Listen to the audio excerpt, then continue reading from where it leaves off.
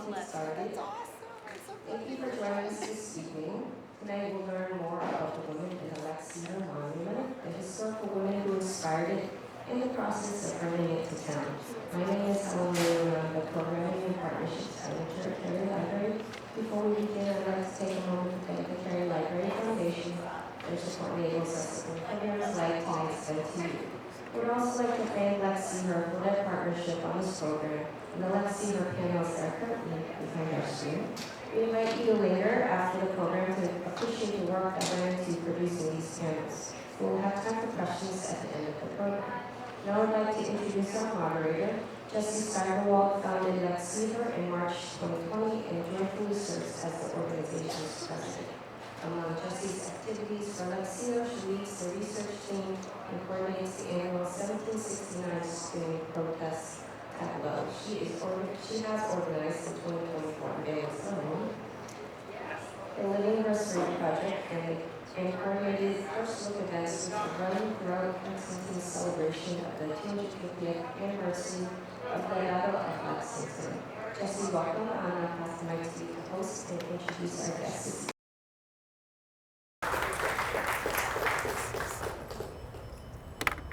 I'm getting my tech tips here. How's that? Good? Really okay? Great. So as you heard with Helen, my slides were also recently updated so that I could include the monument because here it is. I will be sharing tonight with Meredith Bergmann, so let's all welcome her with a big Lexington round of applause. And I'm going to share a bit, she'll share a bit, and we will have time for questions and conversation. In many ways, last week's unveiling ceremony was like the end of a very long 4-year process, but it was also absolutely the beginning for our community to become essentially a magnet for really cool people. I want to just thank Alice, who shared this scarf with our team. I will be passing it around, but I get to wear it first. Because literally, I also met, and I'm sorry, Jay. I met Jay today. Literally, we have created what's called a third place. You have your home, maybe you have a place where you work outside the home, or maybe your home is your workplace. And there's this concept of a third place, someplace else where you might go and that you experience your life. That is what has happened here. It's a monument, but it's also a gathering space. I want to also just note that here tonight are many people who've made this possible. Betty Gow is here, who was the first co-chair. Valerie Overton was part of our first steering committee. Alyssa Lawson has served a lot of roles called go to Zoom during COVID and keep people moving forward. Not to mention the spinning tableau. Cheryl Moreau is here, who was there multiple years for our August reenactment of the 1769 spinning tableau, to which I hope you will all come this August 31st, and I'll talk about that. Beth Sager's here, one of our very, very dedicated business sponsors who we really appreciate very much. And Corin is here, and Helen, who have made the space here at the library a third place for all of us, but also a really special place for LexSeeHer to come and share our excitement about this project. Also, one more person, Michelle Tran is over there behind the video camera. Hello, Michelle. A lot of Zooms. Oh, and Martha Wood is here. I can't see you, Martha. Not only from the first day in the steering committee in March 2020, but have remained steadfast the entire slog. We went to a sprint team and then a slog team. No offense, Meredith. But we made it. So I'm going to show you some pictures that are fresh because the monument's new. I will say the dates now and at the end so you don't forget. Saturday, we'll be at the monument for Discovery Day. And August 31st is our spinning tableau, to which we hope you'll all come. And then during the summer, we will have some evenings at the monument where we will be doing sewing, and I'll tell you more about that later. This photograph is really to emphasize that this is a group project. Don't try this at home unless you're ready to work with a team and collaborate. And we've said it over and over. What I notice in the media is it's much easier for a journalist to tell a hero story.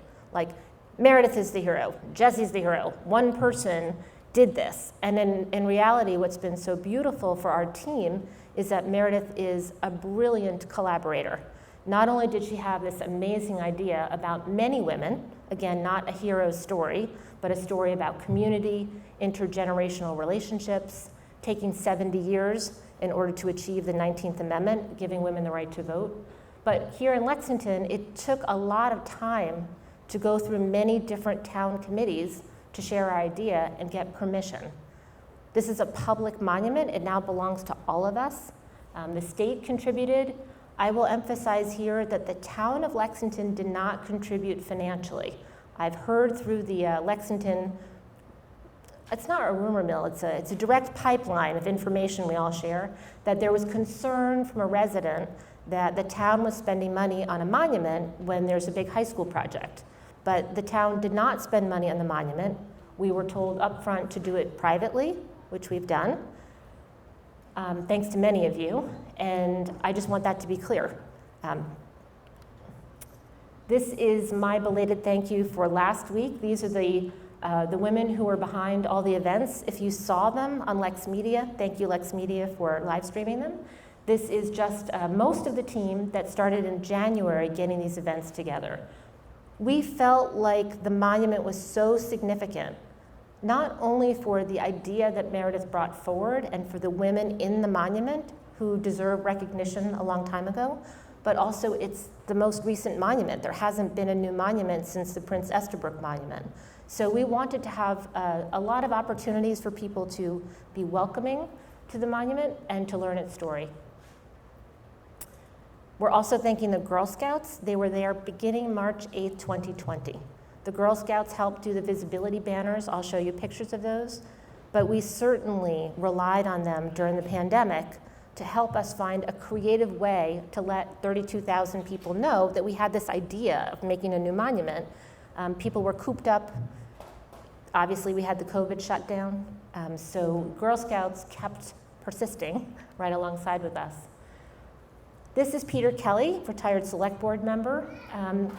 And he and his wife Beverly were huge supporters. If you're in this room and you bumped into us even on the sidewalk, Paul, I see you, and were encouraging in the last 4 years, I see you too there, Suzanne, that made a big difference, because again, in the pandemic, we were all working on Zoom, and you have this idea that your friends in your bubble all think is a great idea, but does the town like this idea? Will it actually materialize? It took a lot of encouragement. These are members of our research team. This is Meg and Anne and Alexandra. A research team met Monday nights for most of the 4 years, looking not only at, in the beginning, just women in Lexington, but also specific women that were nominated by community members. So somebody said, I think this woman is worthy of recognition, and maybe none of us knew anything about the woman. Like many of the women in the monument, if you go look on Wikipedia right now, you're not going to find a lot of information. I'm also still recruiting because we need volunteers to help us transfer what we've learned, which is in the book, which Betty can hold up right now. If you crane your neck around, you'll see it. The book is a first try at helping get the important information about these women out to the community, but we also would love to have the Wikipedia pages there, and we should write them ourselves because they should be written respectfully.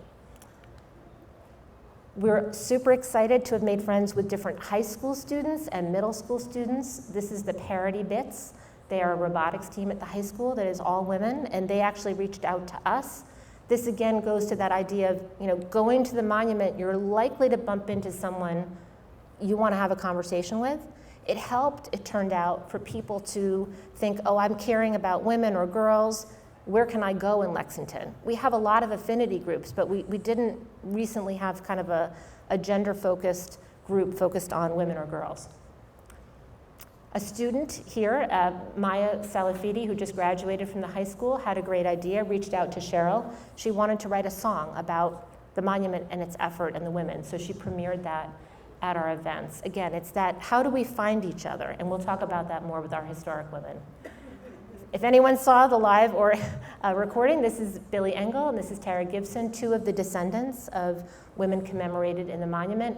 Billy's enthusiasm really captured the highs of this project when you have a discovery and you find other people who also want to tell these stories. Tara, Celeste Freeman, one of our vice presidents, found Tara as a descendant of Kate Chester on Ancestry.com. And we met on a Zoom where, if you meet someone in the internet, you're not sure about each other, and maybe you have your screens off. And Celeste and I said, all right, we're gonna put our screens on, and Tara started with her screen off. and then eventually turned it on, and she had a bag, a Ziploc bag full of documents from her family from the 1700s and 1800s. And then we really clicked. She drove up in a snowstorm 2 days later. We met at Wales Copy, and she shared with us these letters. Her 8th generation grandmother, Kate Chester, was, her mom was enslaved. She was taken from her mom from Boston, and she was taken by a man named Phineas Taylor out to Boxborough. Somehow, she negotiated her freedom and a piece of land from Mr. Taylor. She came to Lexington then as a free woman. She married Prince Chester. They had 2 girls here right around the time of the battle. We know from Reverend Jonas Clark that she spun, as in spinning, which we'll talk about. She spun and her husband participated, and that was noted in his account books. So she is one of the revolutionary mothers who was here, literally a mother at the time of the revolution with 2 children. She eventually moved her family back to Boxborough. We don't know why, but her family survives to this day. So here's Tara with this bag of unbelievable documents, deeds, photographs from the 1800s, and that she shared with us, and they are now actually being archived at Cary Library. They're all being digitized for further research. So again, how do you kind of build this network of information and rebuilding the stories? Mary Keenan, many of you know, and there's her sister Anne, with a dear friend Sue, who is now portraying Peggy Kimball, Lexington pilot, also commemorated in the monument. Peggy Kimball was a poet, she was an actor, and she helped found what is now LexArt, or Lexington Arts and Crafts Society. She was a pilot who had the same level of licensing as Amelia Earhart. When Sue marched in Patriots Day, a lot of people said, Amelia Earhart's from Lexington. Like, she's not from Lexington, but she had such great skill. She was allowed to fly without instruments, and that's considered a really difficult thing to do. This is Sal Jones. Sal's wife, Sylvia, is also in the monument, one of the more recent women, and this is Free Decay. I did not get to give her a shout out, so I'm doing it now. She's leading the effort to have a museum about women's history in Massachusetts. Definitely a project that we want to share and support. And Sal was there along with her son, Evan. Now I'm going to sort of switch into other slides. One of the things that was important to us was working with a woman named Elizabeth Solomon, who's an elder in the Massachusetts Tribal Council. So this space has a 12,000 plus year history of women and girls who are indigenous. And one of the first things she said to us is, she said, I love the monument. It's great. It's from a colonizer perspective, and that's okay. You're talking about the town history from 1713 forward, but there is this other history. And so Celeste and I said, what do you think? What do you advise we can do? And she said, you can help carry forward the message that we're here. We're here today. Indigenous people are here right now. And Meredith supported this whole conversation, and one of the models in the work is an Indigenous young woman today, which helps us really think about what can be hidden, but we can celebrate. That's Meredith at work, but she'll do that part. A few thousand hours she'll tell you about. That's a quick picture of what it looked like before, and as you know now, if you've seen it, there are different women on each side of this work. When we put out our call to artists, we were thinking about like 3 women, which we thought was bold. We knew if we could only tell one story, we wanted it to be Margaret Tulip's story. We wanted to also tell Anna Harrington's story if possible, and we thought Caroline Wellington would be great because she brings the story from the battle time into the 1800s.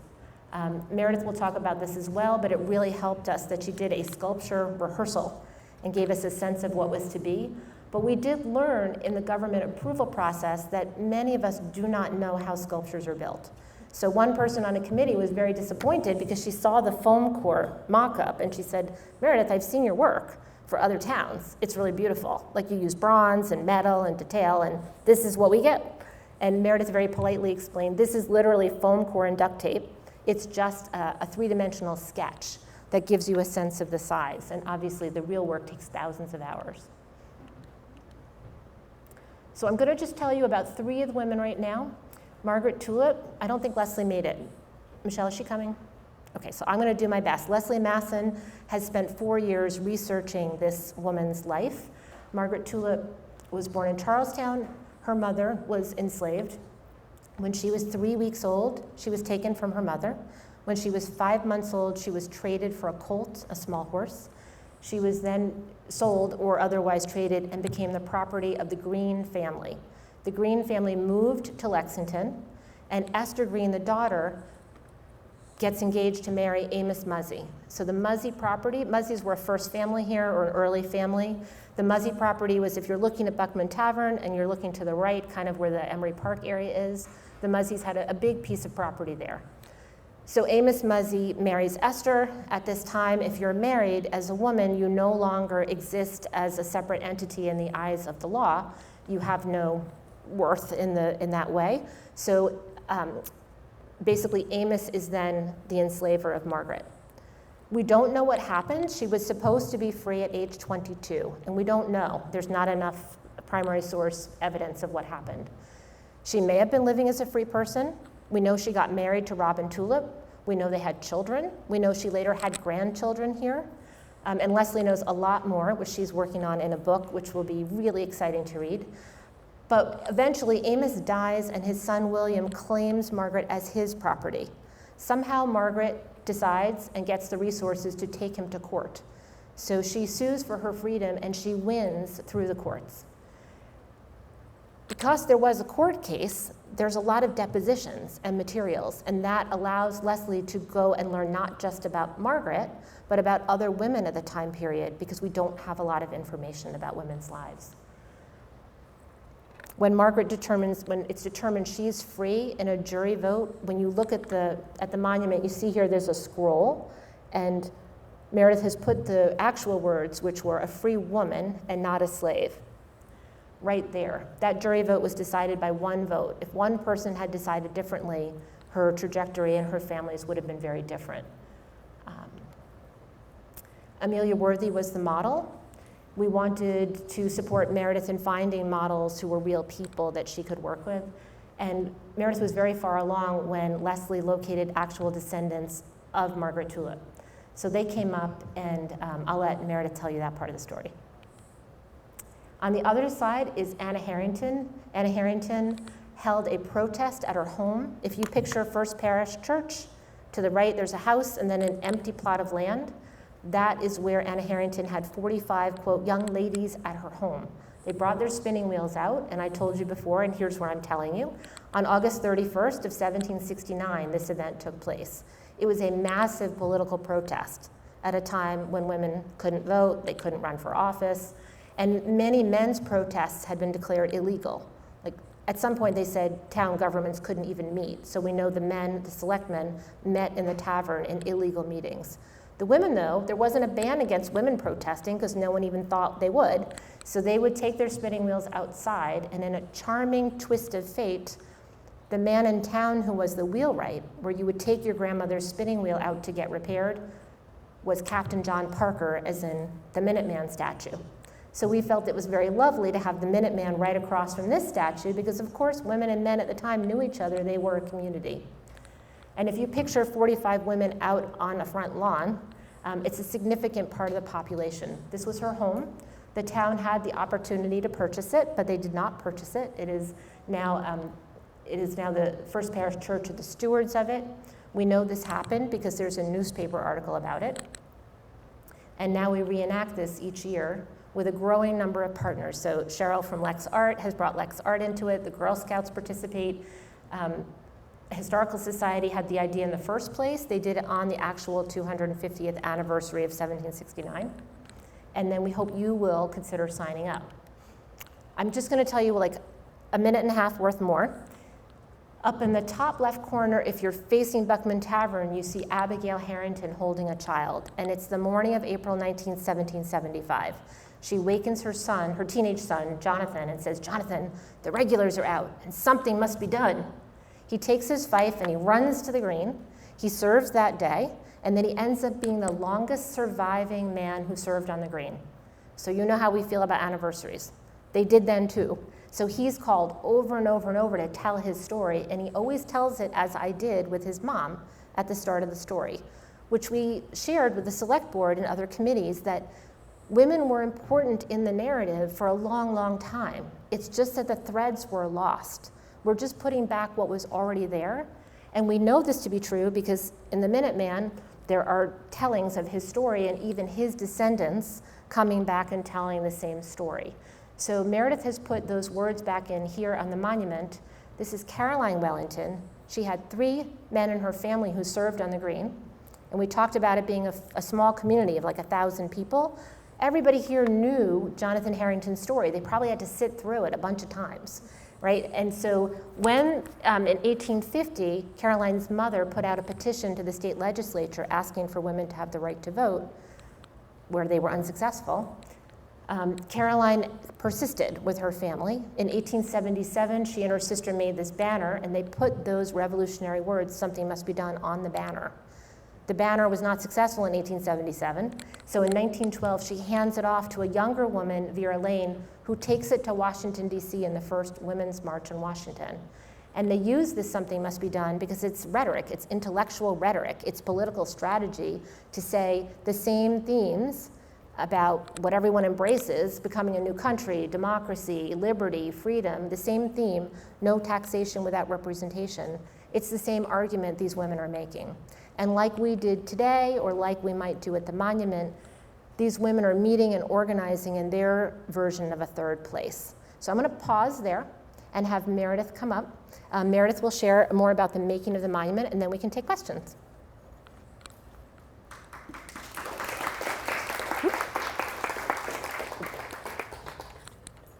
Yeah, we're going to shift. Okay.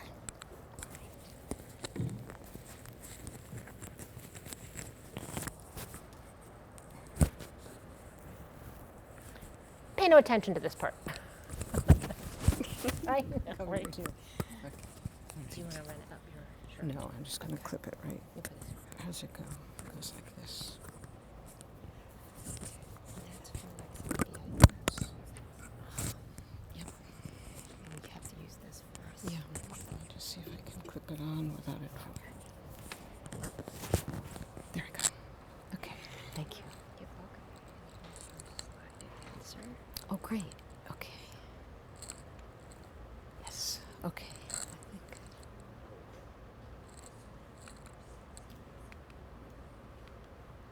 Okay. Hi. Can you hear me okay? How's that? All right. Resonance. Hello, and thank you for coming. I applied for this commission based on photographs like this, and I went to visit the site, which is always how I begin. So I'm going to lead you through the thinking behind the monument, behind my design, and then some of the physical production of it, the casting, etc. Just for starters, how many of you are familiar with art history or travel to go to museums and know about medieval art or anything like that? Okay, thank you. Because I spend a great deal of time reading, traveling when we can, and looking at art from all ages. And I have a kind of slide file in my head. So when I go to a place, I think immediately of many, many images. They just kind of arise, and that's kind of how I get ideas. So I saw the lawn in front of the visitor center, and it had a kind of an architectural axis, a kind of feeling that something wanted to be there that was more than just a statue. But it wasn't until I actually went into the visitor center and asked about anything pertaining to colonial women or children, because I was still thinking statues. I was thinking, well, maybe there could be a statue holding a smaller figure, like a doll or something. Maybe they could. So I said, do you have any colonial dolls? Do you have any biographies? Louder. Okay. Closer. Yep. And they said, no. There is a small biography of Ruth Bader Ginsburg down there in the corner. And I said, okay, where in town can I find something like that? I mean, Lexington is full of tourists. No one in the visitor center knew. And then I walked next door to Buckman Tavern, entered through the gift store where they had tons of colonial crafts, dolls, costumes, biographies of women, biographies of children, just everything you could possibly want to kind of begin researching the history of Lexington. And upstairs, this marvelous, really comprehensive exhibition called Bold Women of Lexington. that began in colonial times and came up to the present. And you'll see that some of these images appear in the monument. Anna Harrington spinning, and one of the women's marches. But I thought that perhaps this celebration of women's achievement deserved joy and accomplishment and celebration and maybe even a hint of triumph. So I was thinking of triumphal arches, which were erected in ancient times, not just for a military victory, but for the installation of an aqueduct bringing fresh water to a city. They put up a triumphal arch because it was such an accomplishment. So I wanted to channel some of that joyfulness. This is a marvelous little piece by Donatello with cutout figures, and it is bas-relief, B-A-S-relief. It's the French sculptural term from the 19th century when all sculptural terms were French, because that's where sculptors went to learn sculpture. Bas-relief with cutouts around the figures, which is very rare. Usually you see bas-relief on bronze doors with a background, or on plaques with a background. But I thought how wonderful it would be if this triumphal structure had an opportunity to see right through it, to see the town through it. One of my favorite things is this playground on Fifth Avenue, just north of the Metropolitan Museum in New York City. These are the Osborne Gates. They were put up in 1952, and they're by Paul Manship, who had a house and studio up on Cape Ann, which I urge you to visit if you're ever curious. He is famous for the Prometheus statue that's up over the skating rink in Rockefeller Center. Beautiful gilded figure. But he loved ancient Greek art, medieval art, Asian art, and he illustrated Aesop's fables in these gates. But these are full round, they're not bas-relief, they're sculpted animals that were welded into a framework of bas-relief plants and plaques with words on them. And I actually went up to Cape Ann and read his correspondence with his Italian foundry and to learn how they were manufactured, because this is very tricky. Here's one of the gates. They're usually set open, so you can't really see them unless you go and look. And they have animals on top. Down at the bottom, there's some frogs, and the country mouse and the city mouse are in the bottom left-hand corner. So these were inspiring. Then I began to think about how do you organize a whole lot of stories? And I started thinking about murals, and specifically murals from the Depression, from the WPA, Works Progress Administration, that actually paid artists to paint. This is by Thomas Hart Benton, who also studied Baroque art and Renaissance art, and his painting style is kind of overheated. But the thing that interested me about this, and I used to take classes at the New School in New York City where these were on the walls covered by heavy drapes, and I had a terribly boring psychology professor, so I would peek behind the drapes during class. Look at these weird architectural abstract moldings going through there. He just made them up, and they match the moldings around the mural, but they serve no purpose. They're just there to organize the material. And I thought, what shape can I find to organize? If I want to include all these bold women of Lexington, how do I organize them and show a kind of sweep of history? I was already thinking in terms of an oval motion. Well, how about a powder horn shape? And you see this twice for the Minuteman and for the battle. And I was thinking, well, yes, the men were there with the muskets, but maybe the women loaded the powder horns. Maybe they even helped make the gunpowder. And I drew, you can see the horn shape here. It starts up in the top inner corner and sweeps down, and then there's a kind of a diagonal line that marks the mouth of the horn.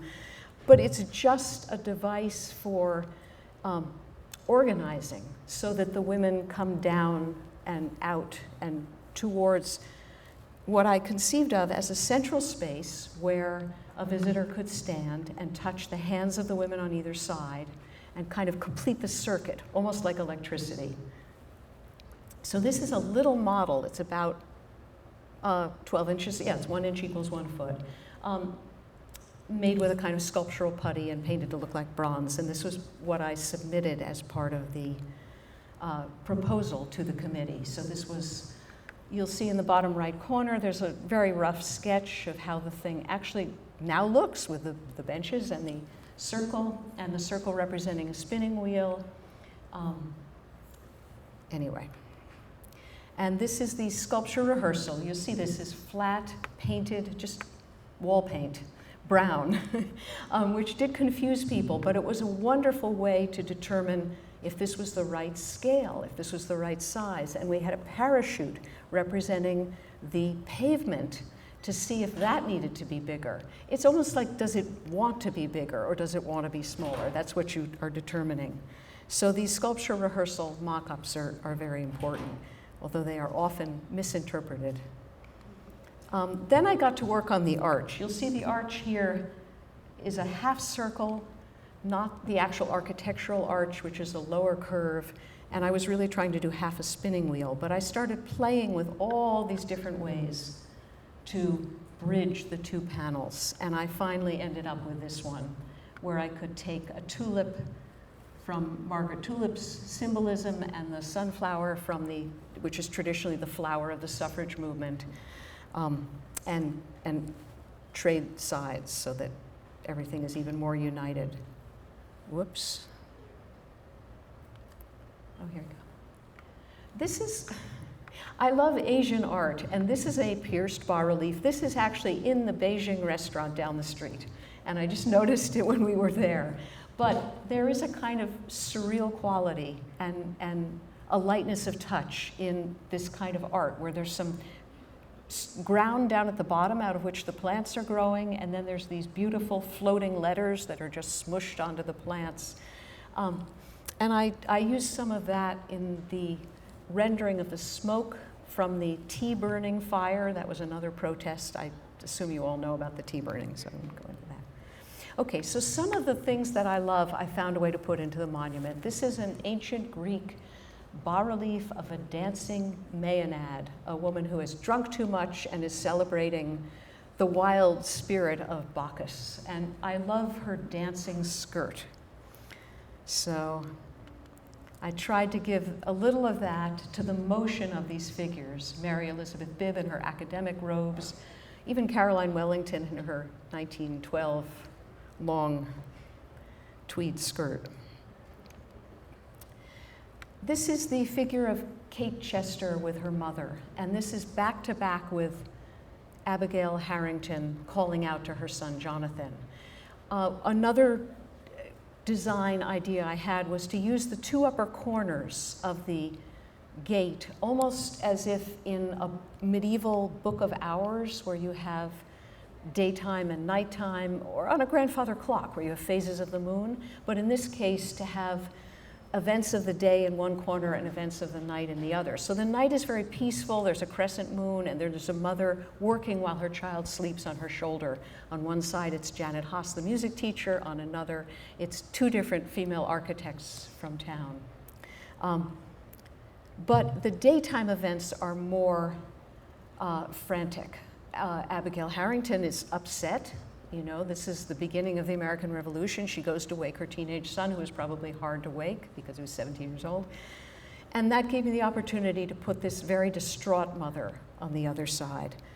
And one of the things that I looked at was imagery like this. This is a 12th century, 13th century? 1200s, I'm sorry, fresco by Giotto. I think it's from Assisi, where he paints the massacre of the innocents. So this is children being wrenched away from their mothers and killed. On a happier note, the banderole or the scroll is, you see this a lot in art, a way of displaying something, announcing something. The angel of the Annunciation is often speaking, sometimes carrying a scroll, and here's a heavenly messenger. But you also see it in sculpture. This is from one of the French cathedrals. And so for Margaret Tulip, with her legal documents, I didn't want to just have her holding a sheaf of papers to show you. So I gave her the long scroll. This is the clay model, by the way, because I've only just gotten to photograph the monument. I've been a little too busy. So, and this writing which you see in the bronze, is actually based on the actual document. We tried to copy the way it looked. It says, Margaret Tulip is a free woman and not a slave. Here's another important banner. This is the one Jessie was speaking about. Lexington, something must be done. And this is where the title of the piece comes from. Something is being done. And I wanted that to kind of resonate backwards and forwards in time, because obviously something is being done here in 1887, in 1780, in 1775, and now, and hopefully on into the future. This is a little tiny painting from a medieval prayer book of some kind of lord and lady and someone petitioning them, and the Lord is speaking, and it creates this huge banner that comes down and actually intersects where the petitioning man is speaking, but you'll notice the woman doesn't get to say anything. But I wanted, when I made the suffrage banner, the Something Must Be Done banner, I knew I couldn't make it solid, because that would darken, it would block out too much of the view through. So I just made the sign part, and that means that the young woman on the other side can be holding a picket sign. But the ribbons come down, and Caroline Wellington's sash, her sash, which was probably purple, white, and yellow, divides into these 3 ribbons, and I think of those as kind of continuing the message, like these ribbons of speech. Okay, so how is this made? From those drawings, I made full-size drawings, transferred them to plywood, and this is my stalwart assistant, Patrick Piggott, who's a marvelous sculptor in his own right, who came 3 days a week for 9 months and worked with me. And he cut this out by hand and then built it into a framework. And we painted it green, the color of the clay, and then started adding insulating foam to just add a very lightweight layer where we knew it would be thickest. So the monument is very thick at the bottom. Those women down at the bottom are hollow, but up at the top, it's only 3/4 of an inch thick, and they're solid bronze. So then comes clay, and here I am with drawings stuck to the clay with more clay, just beginning to rough out the volumes of these figures.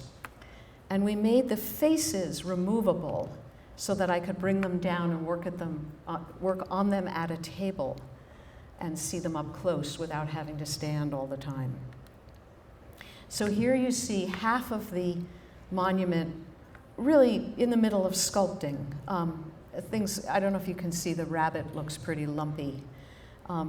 Facial features, eyes, things like that come last. On the left, it's just getting started. And of course, this is only one side. So this is why it took months to sculpt. There's Patrick up on a scaffolding, and I'm working on the rabbit's ears. And then this was Senator Cindy Friedman paying a visit to see the finished clay model. And again, this is one side. These frames are on wheels, so we could separate the 3 pieces, take the arch off, and flip around the pieces, and then put the arch back on. And here is board member Celeste Freeman. There was an approvals process with LexSeeHer coming to see the model before it went to the bronze foundry. And it was lifted onto a truck. They did not want us to crate it or wrap it. It was a very hot day. The clay is oil-based clay. I was just kind of biting my nails, but we did reinforce the framework with 2x4s. And this marvelous rigging company that later installed the monument got it onto a truck, took it away from my barn studio, onto the highway, and to the foundry in Amesbury. And here's the co-owner of the foundry, Carolyn, on the left. Carolyn, and I don't remember his name right now. They are painting on liquid rubber, and they have subdivided the sculpture with these little cross pieces into 105 separate sections, which I had not imagined, and I had to just trust that they would be able to rejoin all the pieces when it was cast in bronze. So here's Carolyn Kendall holding a mold, and this is, looks like Julia Robbins. But she's inside out. This is the mold into which a wax positive will be made. And then here are the wax positives. At the bottom is Mary Elizabeth Bibb with her diploma, and above her is the head of Caroline Wellington with part of her sign. So these wax pieces are invested in fireproof molds. The wax is melted out, and into that void, which represents where the bronze will be, they pour the bronze. So these are various small pieces of the sculpture. And this is a marvelous foundry. Half of the employees are women, and they do beautiful work. So here you can see Caroline Wellington's head with her sign, and the torso of the aviator, you know, because she's holding goggles at the upper left, and some other miscellaneous pieces.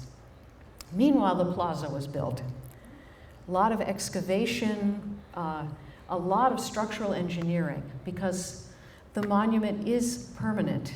It is anchored deep into concrete vaults that are down in the ground with foundation, gravel, and then lighter gravel, and then this concrete slab that is underneath all the granite. It's really a building. And pretty much any monument that is erected nowadays has this kind of structure underneath it, which required a structural engineer. And Inga Daniels, who is our landscape architect, who addressed issues like how to make sure that the thing drains, that water will run off it without you noticing any kind of slope and go to the drain that was pre-existing, and how the ground should be graded back up to the street behind it, and many, many other wonderful details.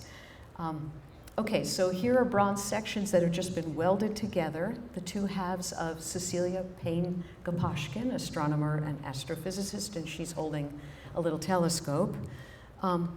This is Kristen, who is one of the chief metal workers, and she's actually working on the squirrel, although you can't tell it's a squirrel because it's so discolored from all the welding, that many pieces. However, here is raw bronze. It does not have a patina on it, but it's all been welded and then wire brushed and sandblasted. I think it's been sandblasted. Anyway, it's clean. So this is the arch. And then they began to assemble the monument in this frame. It's up in the air because it has legs of stainless steel that go down into these vaults and anchor it. So they could never quite get it at floor level, but that was kind of fun.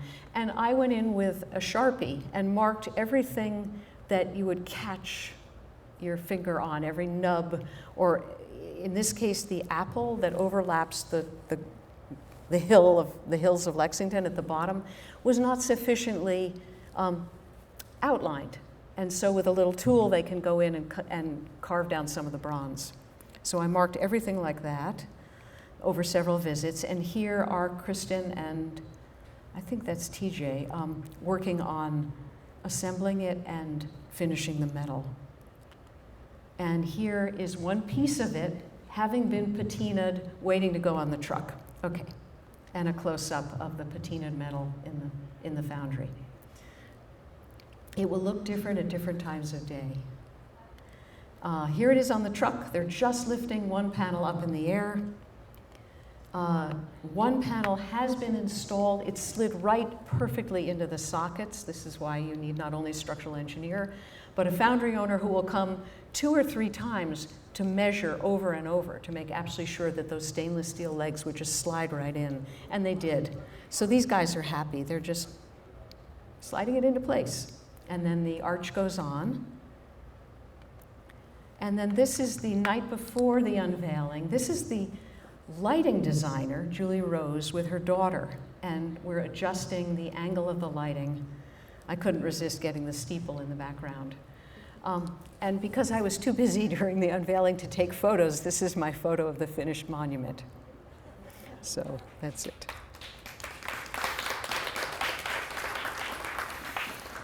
Okay. So now, if you have questions, we can pass this back and forth. And did you show off these books? Yes. In the beginning, when you were talking about the, I can speak up. I don't know. in the beginning when you were discussing no books or biographies or things in the visitor center about women and women's lives, and then there was the incomprehensible, and then you saw this other exhibit.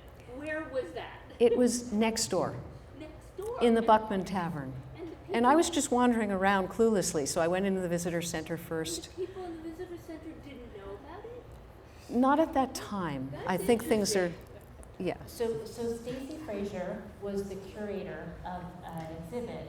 It was timed for 2020, which was the U.S. suffrage centennial. So she and her team, a great team of people, had been working for like a year on getting ready for that event. Meanwhile, a group of us friends were doing a reenactment of Caroline Wellington's banner trip down to Washington for the suffrage centennial. So I think, not all the dots were connected. I see. I think now people are trying much harder. So like I will put in a plug for our stuff. So like the book now will be, it's at Whale Copy and it's at Maxim Books and the Visitor Center and Buckman Tavern. And I think that kind of connection. And necklaces. Oh yeah, we're gonna, And this earrings. is now an ad. LexMedia viewers, here's your ad from your sponsor. Because we're always raising money, Martha Wood, Vice President of Development, would tell me we're always raising money, which we are. We want to have a permanent sign there that gives people more information when they visit. So Meredith pulled out this beautiful bird that she and I are both wearing on our necklace.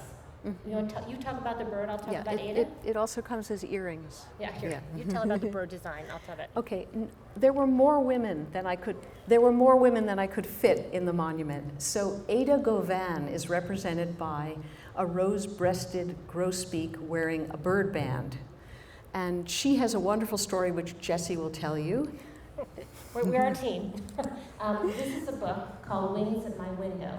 And Ada Govan wrote this book, and someone, I don't know who on Facebook, said something about last night, they cast a gauntlet down for me. They said, Ada Govan didn't really shape history, so let me see if I can persuade you.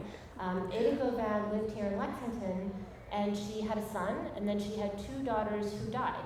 She was extremely grief-struck, as one would certainly be. She was essentially semi-paralyzed with grief. And one day a little chickadee came to her window and it was in distress. And she kind of describes in this book dragging herself over to try to help this little bird.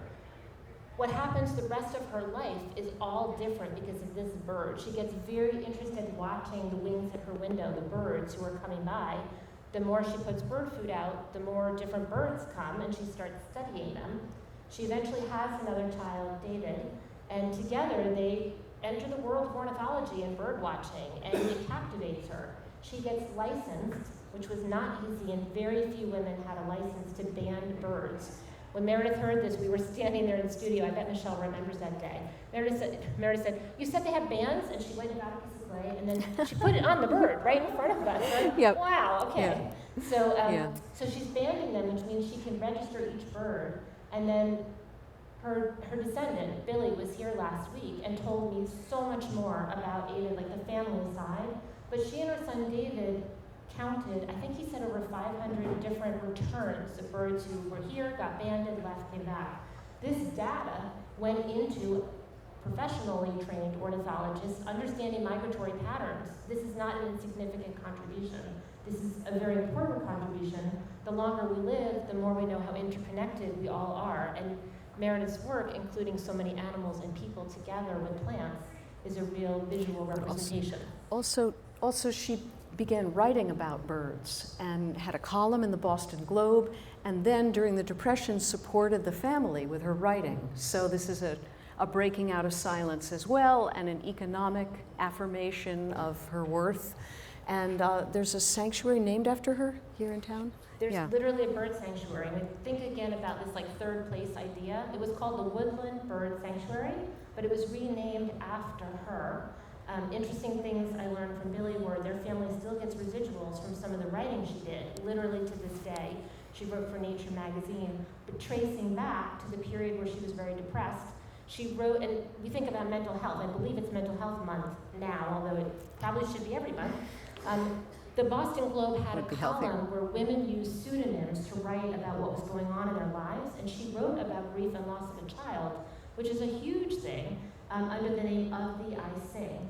And so it was this way that all these women got to know each other and what they were really struggling with. Years later, when she hears chainsaws cutting trees down in this lot next to her, she writes a letter to all these people who have conversed for decades, saying, I need to raise money to save this piece of land. This is the land that these birds I've been writing about use for their migratory rest here. And she saves that piece of land. So if you're listening, person who didn't think she was significant, I think she was significant, you know? But that brings up another issue. During the process of designing this, someone said, what about ordinary people? What about ordinary women? And I think part of what the monument says is that nobody's ordinary, that this is some level of achievement and contribution is in all our lives. And we want to encourage that and celebrate that. So they're not, super famous women. They're women of Lexington. They did something bold, and that's what we're celebrating. And one of the things I love in Meredith's design, and Meredith selected some people and then our team suggested some people and we worked together, was what makes someone either from Lexington or a woman who's worthy of recognition. Yeah. There's so much space. So not every woman in there who's an adult woman has children. Caroline Wellington never had children. She never married. Then we have girls in there. 2 days ago, I told Meredith, a little girl came by with her dad and 2 siblings. And she rides her tricycle around and around. Then she kind of climbs on the monument and shakes it and says, Dad, it's not shaky. And I'm thinking, this is fascinating. She sees this, as we worried a little bit, as a town worried, as like a play structure. And then right when they're leaving, but it's been structurally engineered very well, so don't worry.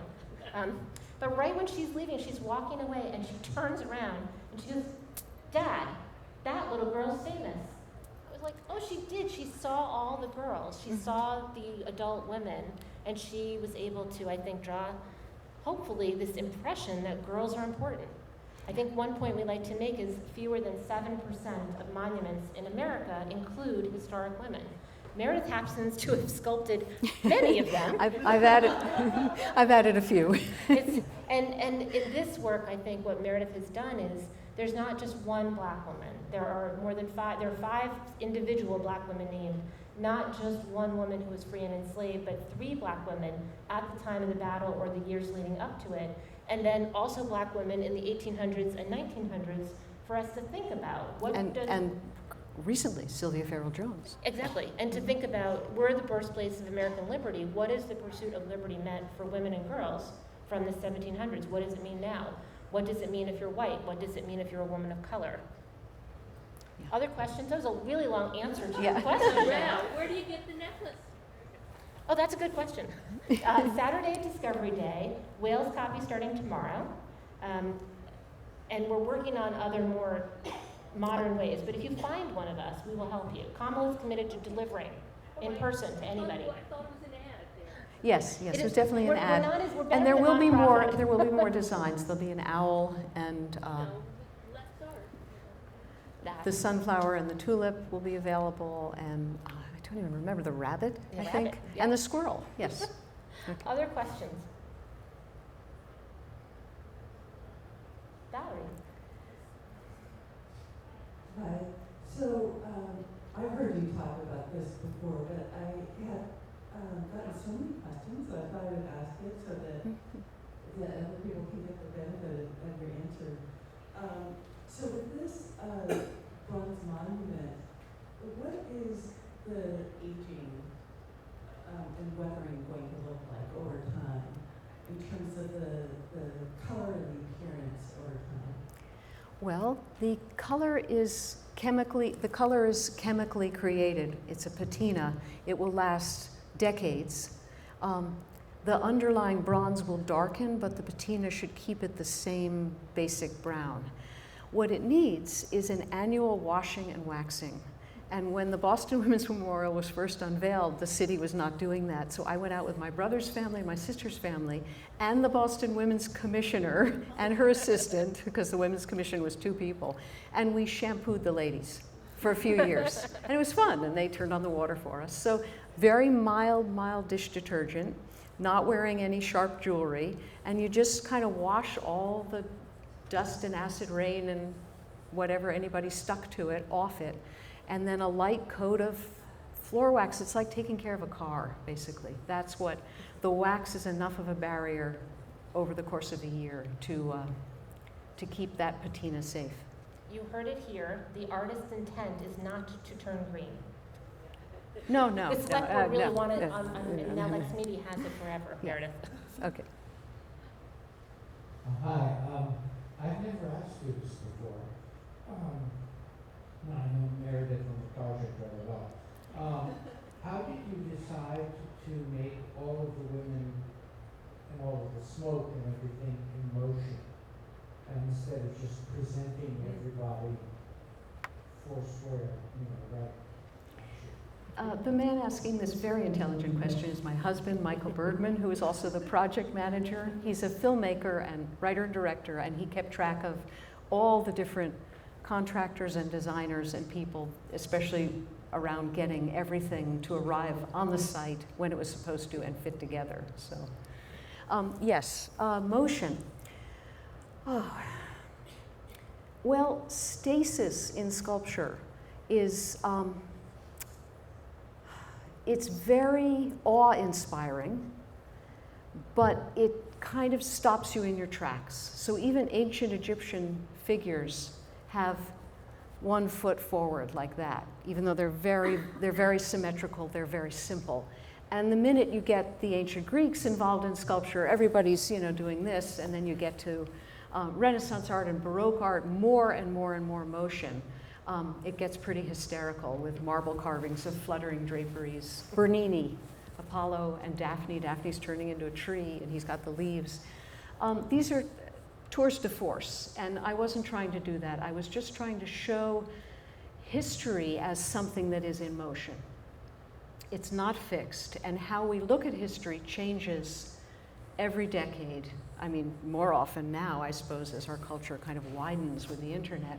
Opinions are changing, attitudes are changing, and who is respected and who is denigrated changes. So history is in motion, and we are in motion. We are here now, but in 10 years, everything will be different. And I wanted to kind of suggest that there is what I call the sweep of history. Question, yes. It helps when you use a microphone because LexMedia will pick it up better. I wanted to ask about the foundry. Have you used the foundry before?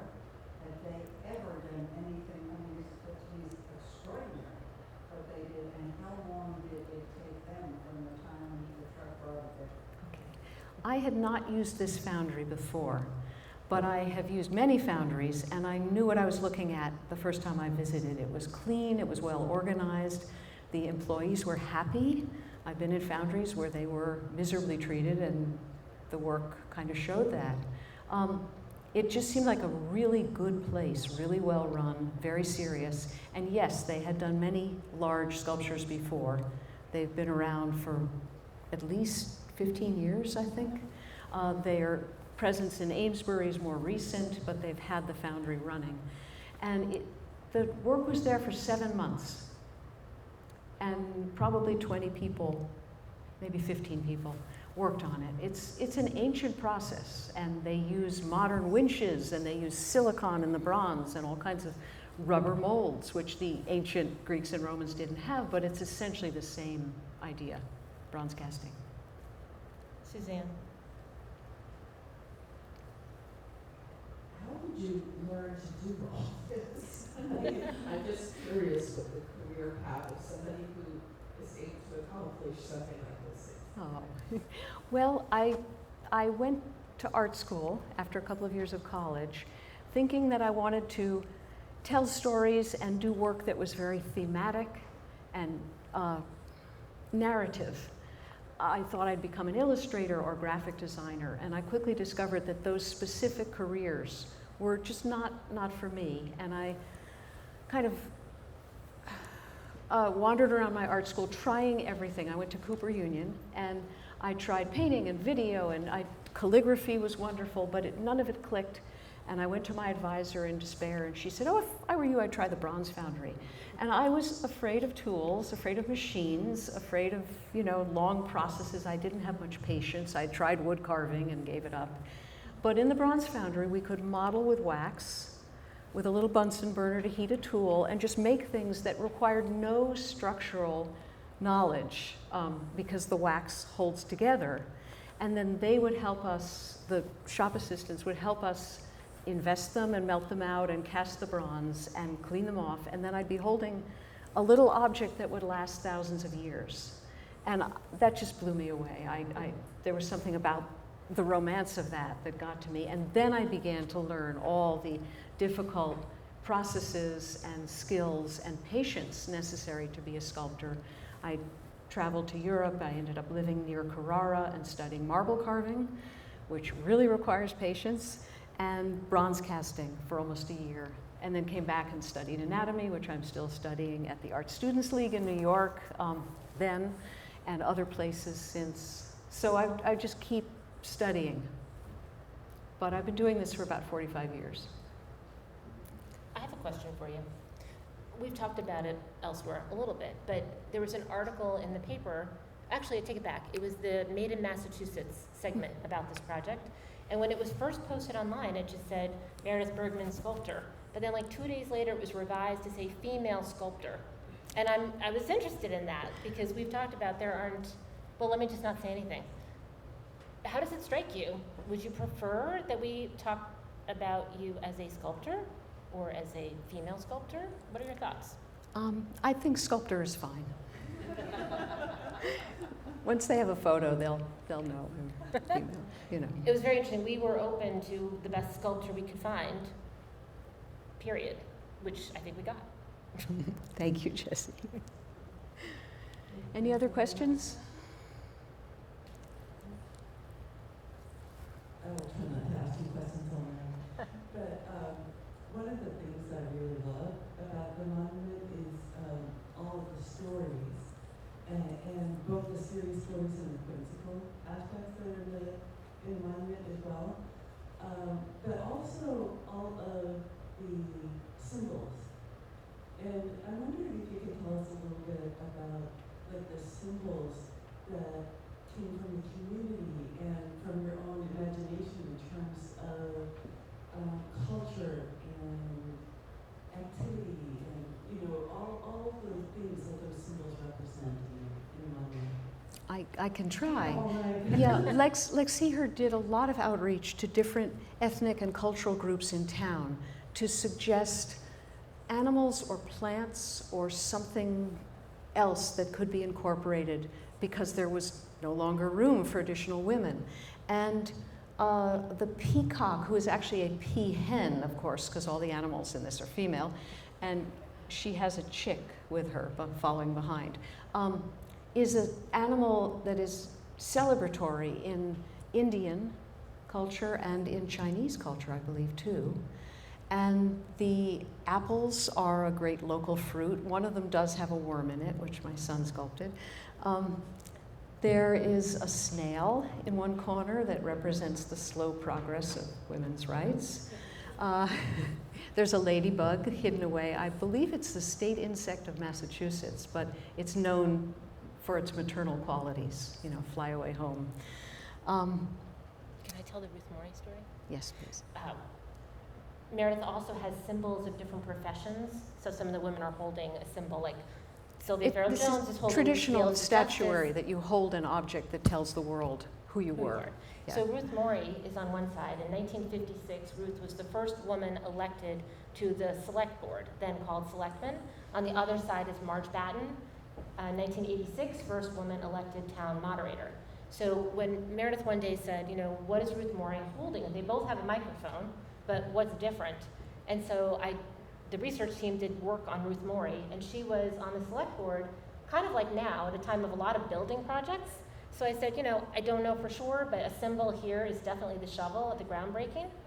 So 2 weeks ago, Ruth Morey's descendants mailed Ruth Morey's white tricon hat here. It went into the procession we had last week so that she was kind of with us in spirit. And Meredith put that hat in the monument, so she's right there, you can see it. Mm-hmm. But underneath they had clippings, and don't they have a clipping of Ruth Morey with a shovel outside Emery Park digging in a tree? It was perfect. So it really, most of them we had documentation for, but then the one we didn't, we did. Yeah. Sylvia Farrell Jones was a puzzle because she was president and CEO of YW Boston and a great civic organizer and a lawyer. And I said, well, there really isn't any symbol for a lawyer except the scales of justice, but that's not something you carry around with you all day, the way you use a shovel to dig a hole or your aviator goggles if you're going flying. And we simply couldn't find any other way. We didn't want a briefcase, that doesn't really do it. More documents, no. So she is holding a little pair of scales. Oh, and I will add that Eliza Fallon, who wrote, she was an abolitionist and a suffragist, as in Fallon Church, but she also wrote The Three Little Kittens. And Meredith and the whimsical side put a cat in there, and if you look closely, you'll see Eliza Fallon is holding one mitten, and the cat is holding the other mitten. And then and the cat is holding a little book. And on one side, it's a cookbook, and the cat has a little picture of a mouse on the book. Yep. So we want to just thank you all and really encourage you. Oh, hang on one sec. We want to encourage people to get involved because it's there is really, as I said, it's a beginning. This year's Spinning Tableau is August 31st. It's a Saturday. It's Labor Day weekend. If you are one of the many people like me who do not go away that weekend, come and be with us at the site. I forgot to mention there's a woman from the Concord's 250th who will come over and join us this year. Because, why can't we all be friends in all these wonderful towns? And then also come sew with us. As you can see here, we have people getting work done. Something is being done right here. Yes.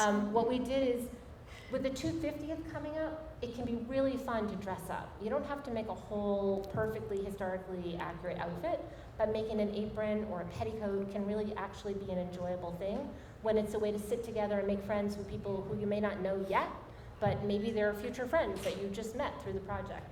So look for those dates at LexSeeHer.com. If you're on Facebook or Instagram, go to LexSeeHer, and that's where we tend to put almost daily updates on what's going on. Meredith will have other times where she comes to visit and talk. We will get the descendant autobiography statements, and for example, Ruth Morey's grandchildren wrote memories of their grandmother. All of that will be coming onto the website as we recover from last week.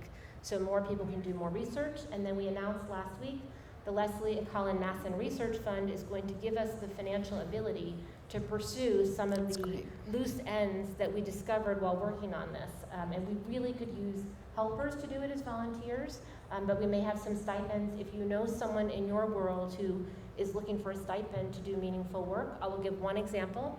Mary Elizabeth Miles Bibb was the first Black woman to graduate from the normal school after she fled America with her husband who had escaped from slavery. They published a newspaper called Voice of the Fugitive. Meredith put it in the works so we won't forget the title. But we're looking for people to go through the issues of that online, looking for articles that Mary wrote. We have found some, but it means sitting and going through and looking for them. So lots of work still to be done. Helen, thank you so much for having us here. And thank you. This library is a wonderful place Thank for you. all of us. Thank you. Thank you, Jessie.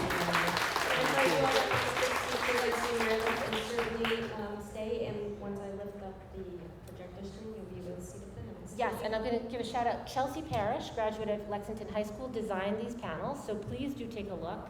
And if you would like to take information home, Betty right there has our book. It is $20. All the proceeds go to pay for the book and to support the Monument Project.